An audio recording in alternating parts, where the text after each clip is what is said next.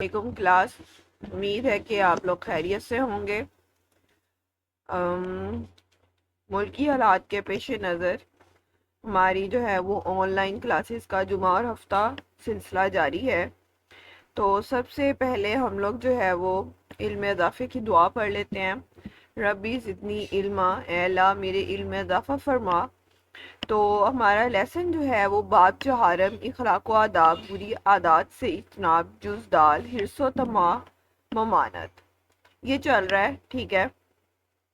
اس میں جو ہمارا ایس ایل او ہے، اسماء نبی، سیرت اہل بیت اطہار رضی اللہ عنہ اور صحابہ کرام رضی اللہ عنہ کی زندگیوں سے قناعت کی مثالوں سے واقفیت حاصل کر سکیں۔ تو یہ ہمارا ایس ایل او ہے۔ ہم لوگوں نے دیکھنا ہے کہ کس طرح سے جو ہے وہ حضرت محمد صلی اللہ علیہ وآلہ وسلم، ٹھیک ہے، اور اہل بیت کس طرح سے جو ہے وہ ان سے جو بری عادات تھی ان سے اجتناب کرتے تھے، اور انہوں نے اچھی عادات کو کیسے اپنایا، کس طرح سے جو ہے وہ قناعت کا جو ہے وہ کہہ لیں کہ اس کو اپنایا انہوں نے، اور حضرت محمد صلی اللہ علیہ وسلم نے کس طرح سے اس کو پسند فرمایا، ٹھیک ہے۔ تو اس میں ہمارا جو لیسن ہے وہ سٹارٹ ہو رہا ہے، پیج نمبر 56 آپ لوگ کر چکے ہیں۔ پیج نمبر 57 جو ہے وہ ہم لوگ ریڈ آؤٹ کرنے جا رہے ہیں۔ حرص و طمع ایسی بیماری ہے جو انسان کو گناہ اور پھر ہلاکت تک پہنچا دیتی ہے۔ آپ خاتم النبیین نے فرمایا، لالچ سے بچتے رہو کیونکہ تم سے پہلی قومیں لالچ کی وجہ سے ہلاک ہوئی۔ یہ حدیث کا ترجمہ یہاں پہ رائٹ کیا گیا ہے، ٹھیک ہے۔ تو اس کو جو ہے وہ آپ لوگوں نے اچھے سے جو ہے وہ پڑھنا ہے، ٹھیک ہے۔ اس میں جو ہے نا وہ بڑا ایک کہہ لیں کہ لیسن جو ہے وہ پوشیدہ ہے کہ جو لالچ کرتا ہے نا، ایک تو اس کا اخلاق جو ہے وہ تباہ ہوتا ہے، دوسرا جو ہے وہ خود بھی انسان جو ہے وہ تباہ ہو جاتا ہے، ٹھیک ہے۔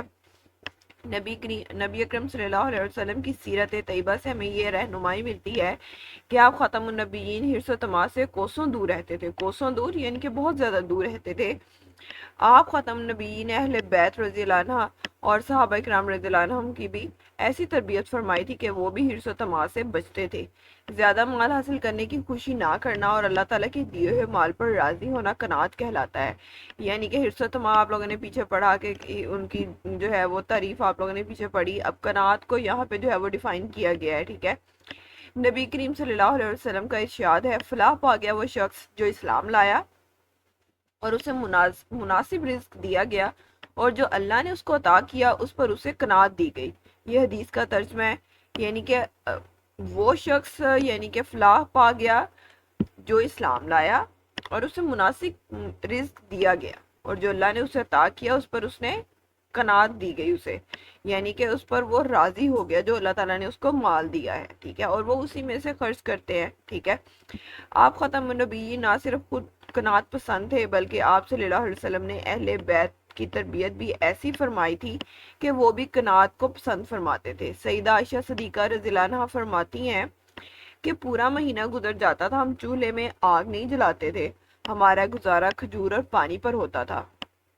نبی اکرم صلی اللہ علیہ وآلہ وسلم خاتم النبیین کا قناعت اختیار کرنا اپنی مرضی سے تھا، یعنی کہ ان کو کسی نے کہا نہیں تھا، یہ ان کی اپنی مرضی تھی آپ صلی اللہ علیہ وآلہ وسلم کی۔ دنیا کی آسائش اور کثیر مال و دولت ہونے کے باوجود، یعنی کہ اللہ تعالیٰ نے جو ہے وہ کیا کس چیز سے جو ہے وہ آپ صلی اللہ علیہ وسلم کو جو ہے وہ نہیں نوازا تھا، ہر چیز جو ہے وہ ان کو عطا کی گئی تھی، لیکن پھر بھی انہوں نے جو ہے وہ قناعت کو جو ہے وہ پسند فرمایا اور حرص و طمع سے جو ہے وہ دور رہے، یعنی کہ کسی بھی چیز کی جو ہے وہ انہیں کہہ لیں کہ نہیں تھا کہ میرے پاس یہ چیز بھی ہونی چاہیے، یہ چیز بھی ہونی چاہیے، ٹھیک ہے۔ تو وہ اپنے جو ہے جتنا بھی ان کے پاس مال آتا تھا اس کو صدقہ فرما دیتے تھے۔ اللہ تعالیٰ کی طرف سے مال و دولت کی پیشکش کے باوجود آپ ختم النبیین نے قناعت کو پسند فرمایا۔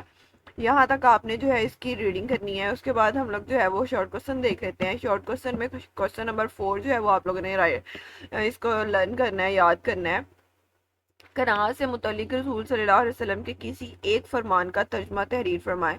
ابھی جو ہم لوگوں نے ایک حدیث پڑھی ہے، ٹھیک ہے، اس کا ہی آنسر اس میں آپ لوگوں نے لگانا ہے۔ یہاں سے کوسچن نمبر 4 کا آنسر آئے گا، فلاح پا گیا وہ شخص جو اسلام لایا اور اسے مناسب رزق دیا گیا، اور جو اللہ نے اس کو عطا کیا اس پر اسے قناعت دی گئی۔ یہاں تک آپ نے اس کا آنسر لگانا ہے۔ اس کے بعد ایک لانگ کوسچن ہے یہاں پہ دیا ہوا۔ لانگ کوسچن میں ہے کہ قرآن و حدیث کی روشنی میں حرص و طمع کی مذمت اور اس کے نقصانات تحریک کریں. یہ آپ لوگوں نے ہاف کرنا ہے آج. ہاف جو ہے وہ انشاءاللہ کل کریں گے. ہاف جو ہے وہ آپ نے کل جو لیسن ریڈ آؤٹ کیا تھا حرص، یہاں سے حرص کا معنی ہے اپنا حصہ حاصل کر لینے کے باوجود، یہاں سے آپ لوگوں نے سٹارٹ کرنا ہے لانگ کوسچن کا آنسر، اور اس حدیث تک جو ہے اس کو مارک کرنا ہے. ٹھیک ہے، یہ ایک حدیث آ جائے گی، اس میں ایک آیت کا ترجمہ آ جائے گا. تو انہوں نے یہی پوچھا ہوا ہے حدیث اور آیت کی روشنی میں، اور ساتھ میں نقصانات. تو نقصانات انشاءاللہ ہم لوگ کل پڑھیں گے، لیکن آج آپ لوگوں نے جو ہے وہ یہ ہاف یہاں سے لرن کرنا ہے، یہ یاد کرنا ہے، اور ایک شارٹ کوسچن یاد کرنا ہے. ٹھیک ہے، اس کے ساتھ آپ لوگوں نے جو اس میں ہوم ورک کرنا ہے وہ آپ کا ہوم ورک ہے رائٹ شارٹ کوسچن نمبر 4. جو ابھی حدیث کا ترجمہ آپ لوگوں نے جو ہے وہ میں نے شارٹ کوسچن میں آپ لوگوں کو لگوایا ہے، وہی آپ لوگوں کا جو ہے وہ ہوم ورک بھی ہے. فی مان اللہ.